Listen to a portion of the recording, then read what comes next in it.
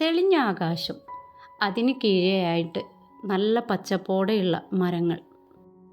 ഇടയ്ക്ക് കിട്ടുന്ന മഴ കൊണ്ട് തന്നെ നല്ല പച്ച കളറുകളായി എല്ലാ ചെടികളും മാറിയിട്ടുണ്ട്. ഓരോ പുലരികളും പിറന്നു വീഴുന്നത് ഓരോരോ പ്രതീക്ഷകളുള്ള ദിവസങ്ങളായിട്ടാണ്. ഇന്നത്തെ ഈ ഒരു നല്ല പുലരിയിലേക്ക് പ്രിയമുള്ളവർക്ക് എല്ലാവർക്കും സ്വാഗതം. കുറച്ച് ദിവസങ്ങളായിട്ട് എനിക്ക് വീട്ടിൽ ഒരുപാട് തിരക്കുകളാണ്. അതുകൊണ്ട് തന്നെയാണ് എനിക്ക് കൂടുതൽ വീഡിയോകളൊന്നും ചെയ്യാൻ പറ്റുന്നില്ല. യൂട്യൂബിൽ വീഡിയോ ഇടുന്ന കാര്യത്തിലാണ് കേട്ടോ കുറച്ച് ബാക്ക് വന്നിട്ടുള്ളത്. ബാക്കി കാര്യങ്ങളൊക്കെ കറക്റ്റായിട്ട് തന്നെ ഹാപ്പി ആയിട്ട് പോകുന്നുണ്ട്. രാവിലത്തെ സ്ട്രോങ് ആയിട്ടുള്ള ചായ കുടിച്ചിട്ട് വേണം എനിക്ക് ബാക്കിയൊക്കെ ചെയ്യാൻ. ആ ഒരു ചായ കുടിക്കുന്ന സമയം എന്ന് പറഞ്ഞാൽ എനിക്ക് ഏറ്റവും ഇഷ്ടപ്പെട്ട സമയമാണ്.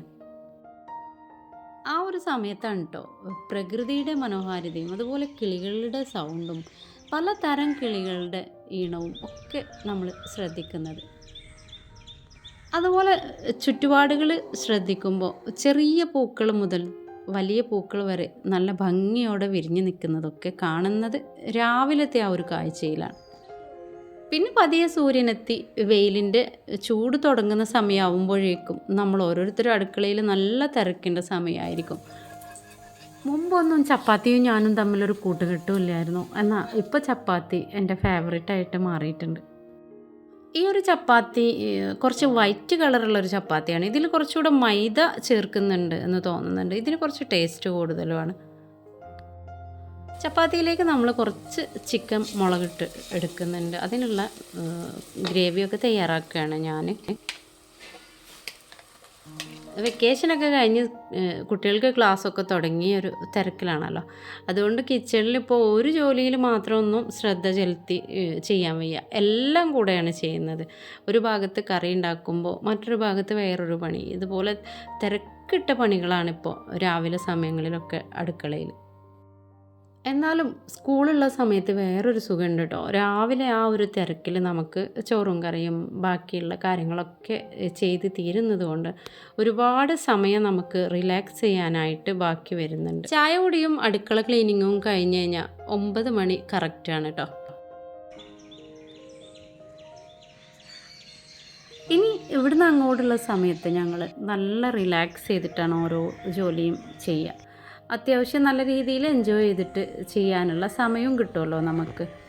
ഹസ്ബൻഡും കൂടെ നല്ലവണ്ണം സപ്പോർട്ട് ചെയ്ത് സഹായിക്കാനും ഉണ്ടാവും. പിന്നെയും ഞാൻ പുതിയ ഓരോ കാര്യങ്ങൾ കണ്ടെത്തി ഓരോ ജോലികൾ ചെയ്യുന്നത് എനിക്ക് ഭയങ്കര ഇഷ്ടമാണ്. ഒന്നുകിൽ അടുക്കള ക്ലീനിങ്, അല്ലെങ്കിൽ ബെഡ്റൂം ക്ലീനിങ്, അല്ലെങ്കിൽ ചെടികളുടെ ഭാഗത്ത്, അങ്ങനെയൊക്കെ ആയിട്ട് പോകും. ഇന്ന് നമ്മൾ ഫുഡൊക്കെ റെഡി ആയതിന് ശേഷം അടുക്കള ഭാഗത്തുള്ള എല്ലാ ചെടികളും മാറ്റി, ചെടികളെന്ന് പറഞ്ഞാൽ അവിടെ കുറച്ച് പച്ചക്കറികളും കാര്യങ്ങളൊക്കെ ഉണ്ടായിരുന്നു. അപ്പോൾ അതൊക്കെ മാറ്റി അത് പറമ്പാക്കി തന്നെ മാറ്റിയെടുത്ത് നമ്മൾ വരമ്പൊക്കെ വെച്ച് കൊത്തി മണ്ണൊക്കെ ഇട്ട് അവിടെ കുറേ ഫ്രൂട്ട്സിൻ്റെ തൈകൾ നമ്മളെ കയ്യിൽ ഉണ്ടായിരുന്ന തൈകളൊക്കെ മണ്ണിൽ നട്ട് ആ ഒരു ഭാഗത്ത് ശരിക്കും ഒരു തോട്ടം പോലെ ആക്കി എടുത്തിട്ടുണ്ട്. ഇനിയും അവിടെ ചെടികളൊക്കെ വെക്കാനുണ്ട്. ഫ്രൂട്ട്സ് തൈകളാണ് കേട്ടോ കൂടുതൽ. മുമ്പ് നമ്മൾ കാണിച്ചിട്ടുണ്ടായിരുന്നു ഈ ഒരു ചൈനീസ് ഓറഞ്ചൊക്കെ. ഇതൊക്കെ ഇപ്പം ഞാൻ മണ്ണിൽ കുഴിയൊക്കെ എടുത്ത് നട്ടിട്ടുണ്ട്. ജോലിക്കായിട്ടൊരു ഹിന്ദിക്കാരനെ വിളിച്ച് കുഴി എടുപ്പിച്ചു. എന്നിട്ട് പറമ്പൊക്കെ നന്നായി കൊത്തിക്കളർത്തി നല്ല വൃത്തിയാക്കിയതിന് ശേഷം വലിയ കുഴികളെടുത്ത് അതിലാണ് ചെടികൾ ഓരോന്നും നട്ടിട്ടുള്ളത്. പിന്നെ നമ്മൾ കോഴീനെയൊന്നും ഇവിടെ വിടാത്ത കാരണം കൊത്തി ചീത്തയാക്കുന്ന പ്രശ്നമൊന്നുമില്ല കേട്ടോ. ഇനിയിപ്പോൾ ഇവിടെ 2 വലിയ കുഴി കാലിയായി കിടക്കുന്നുണ്ട്. അതിലേക്ക് തെങ്ങ് കൊണ്ടുവന്ന് വെച്ചിട്ടുണ്ട്. നല്ല പ്രായമായ തെങ്ങാണ് ഞാൻ വാങ്ങിച്ചിട്ടുള്ളത്. ഇത് നമ്മുടെ അടുക്കളയോട് ചേർന്നുള്ള ഭാഗമായതുകൊണ്ട് ഇവിടെ ഞാൻ ഗംഗാബോണ്ടം എന്ന് പറഞ്ഞ 2 തെങ്ങ് തൈയാണ് വെക്കുന്നത് കേട്ടോ. പെട്ടെന്ന് കായ വരുന്ന തൈയാണ്. അത് കൂടുതൽ ഹൈറ്റിൽ വരുന്ന തൈയുമല്ല. അപ്പോൾ അതാണ് ഈ ഒരു ഭാഗത്തേക്ക് തിരഞ്ഞെടുത്തിട്ടുള്ളത്. പിന്നെ ഇനി താഴെ ഭാഗത്ത് കുറച്ച് കൂടുതൽ തൈകളൊക്കെ വെക്കാനുള്ള സ്ഥലം റെഡിയാക്കി എടുത്തിട്ടുണ്ട്. അതൊക്കെ ഞാൻ വീഡിയോയിൽ കാണിക്കാം. ചുവന്ന ചുളയുള്ള ചക്കയുടെ പ്ലാവും അതുപോലെ നല്ല നാംഡോക്കിയുടെ മാംഗോ ട്രീ ഒക്കെ നട്ടിട്ടുണ്ട്. പിന്നെ മുമ്പ് നമ്മുടെ കയ്യിലുണ്ടായിരുന്ന സ്റ്റാർ ഫ്രൂട്ട്സ്, അതുപോലെ സപ്പോട്ട, അങ്ങനെയുള്ള എല്ലാ തൈകളും ഇവിടെ സെറ്റാക്കിയിട്ടുണ്ട് കേട്ടോ. ഇവിടെ തന്നെ നമ്മൾ തെങ്ങൊക്കെ വെച്ചതിന് ശേഷം ഇനി നല്ല വീഡിയോ ചെയ്ത് നിങ്ങൾക്ക് മൊത്തമായിട്ട് കാണിച്ചു തരാം. തിരക്കുള്ള ജോലികളും മറ്റും വെയിൽ ആവുന്നതിന് മുമ്പ് തീർത്ത് നമ്മൾ ബാക്കി സമയം റെസ്റ്റ് എടുക്കും. റെസ്റ്റ് കഴിഞ്ഞ് ഉച്ചഭക്ഷണത്തിനുള്ള സമയമായിട്ടോ. ഇന്ന് ഞാൻ ബിരിയാണിയാണ് ഉണ്ടാക്കിയിട്ടുള്ളത്. അപ്പോൾ ആ ഒരു ബിരിയാണിയും അച്ചാറും തൈരും കൂട്ടിയിട്ട് ചോറ് കഴിക്കാൻ പോവാണ്. വളരെ പെട്ടെന്ന് നമുക്ക് ഉണ്ടാക്കിയെടുക്കാൻ പറ്റിയത് ബിരിയാണി മാത്രമാണ്. അതുകൊണ്ട് ഞാൻ ചില ദിവസങ്ങളിലൊക്കെ എനിക്ക് മറ്റുള്ള ജോലികളെ തിരക്കുണ്ടാകുമ്പോൾ ബിരിയാണിയാണ് വെക്കാറുള്ളത്.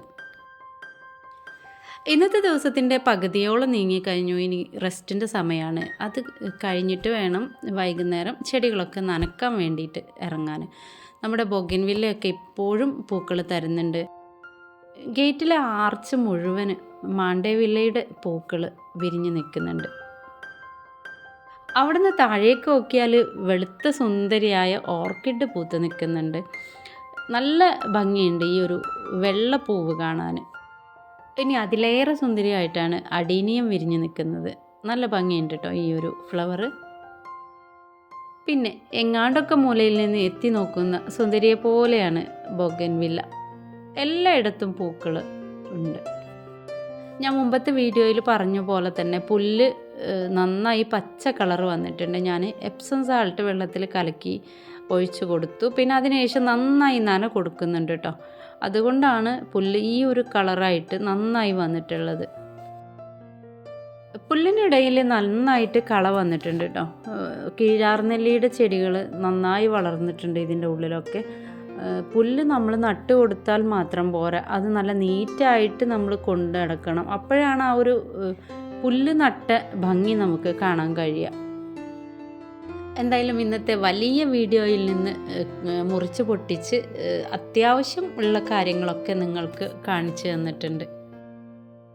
ഇനിയും വൈകാതെ തന്നെ നല്ല വീഡിയോസുമായിട്ട് നിങ്ങളുടെ മുമ്പിലെത്താം. എല്ലാവർക്കും നന്ദി, നമസ്കാരം.